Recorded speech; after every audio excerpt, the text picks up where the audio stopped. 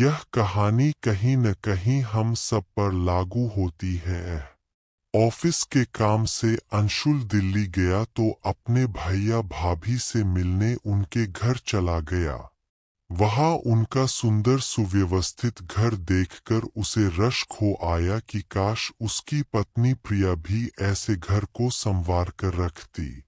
सुंदर से कप में स्वादिष्ट चाय पीते हुए उसने बुझी बुझी भाभी मोहिनी से पूछा, क्या हुआ भाभी, आपकी तबीयत ठीक नहीं है?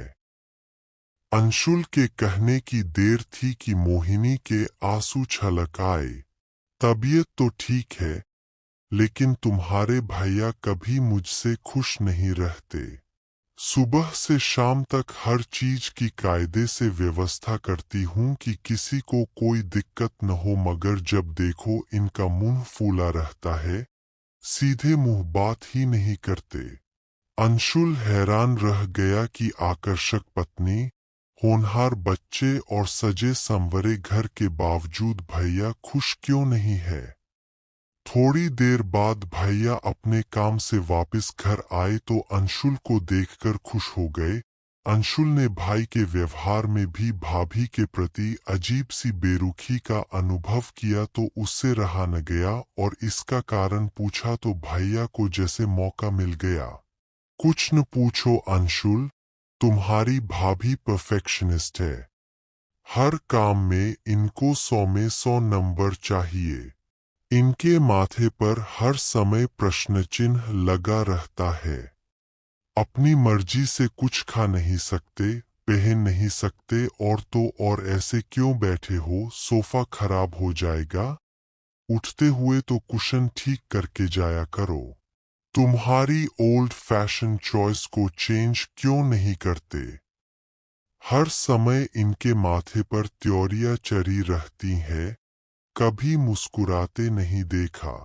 कहीं घूमने जाओ तो यहाँ खाना अच्छा नहीं है, मौसम कैसा है, कहाँ ले आए मुझे, सुकून से न खुद रहती है और न रहने देती है। कभी हंसो तो यह कोई हंसने की बात है। तुम्हारा सेंस ऑफ ह्यूमर कितना घटिया है, किसी बात में कोई क्वालिटी है ही नहीं। अंशुल ने देखा कि उसका हंसमुख भाई कितना बुझा बुझा लग रहा था। इस मायूसी की वजह कोई भी नहीं है, सिवाय इन छोटी छोटी व्यर्थ बातों की चिड़चिड़ाहट के। इससे अच्छे तो वह और उसकी पत्नी प्रिया है। घर में इतना कायदा कानून और सुव्यवस्था नहीं है। छोटे मोटे झगड़े भी होते हैं, लेकिन हम दोनों एक दूसरे से फीलिंग्स शेयर तो करते हैं। छोटी छोटी बातों में बड़ी खुशियां तो तलाशते हैं। वाकई बात कहने के तरीके से दैनिक जीवन बहुत ज्यादा प्रभावित होता है। हम सुकून से क्यों नहीं रह सकते। यह छोटी छोटी बातों में नुक्ताचीनी की बीमारी सबको क्यों लगती जा रही है। ईश्वर का दिया सब कुछ होने के बावजूद यही नुक्ताचीनी की आदत हमारे बातचीत करने के तरीके को खराब करती है।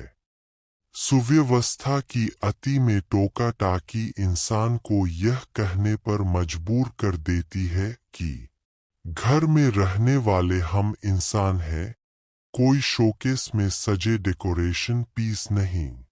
जब साथी यह कहता है, यह रंग आंखों को कितना चुभता है, तुमको तो ड्रेसिंग सेंस ही नहीं है, जवाब मिलता है, हमें मॉडलिंग थोड़ी करनी है जो एक एक ड्रेस परफेक्ट हो। पहले ही जीवन की आपाधापी और प्रतिस्पर्धा सबको परेशान किए हुए है। भौतिकवाद और बढ़ता आर्थिक स्तर इन बेकार की बातों का जन्मदाता है।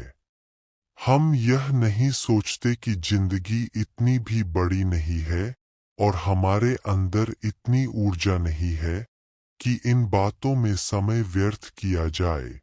जवानी में तो ये सब बातें ठीक है, बुढ़ापे में यह नुक्स निकालने की बातें और बढ़ जाती हैं, जो बच्चों के साथ भी संबंध खराब कर देती है।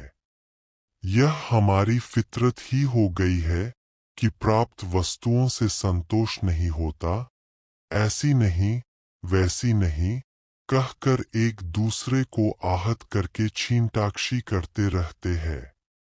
परफेक्शन चाहिए तो व्यवहार को अच्छा बनाने, सकारात्मक सोच और मानवीय मूल्य बढ़ाने की ओर कदम बढ़ाए जाए, न कि अच्छी भली जिंदगी को बेकार की बातों से बोझिल बनाया जाए। बाहर की व्यवस्था से ज्यादा मन की सुव्यवस्था सार्थक और खुशहाल जीवन के जरूरी है। एक दूसरे की इच्छाओं व भावनाओं का सम्मान इन बातों से ज्यादा महत्वपूर्ण है। ये बातें वैसे छोटी लगती हैं, लेकिन दैनिक जीवन को बहुत प्रभावित करती हैं।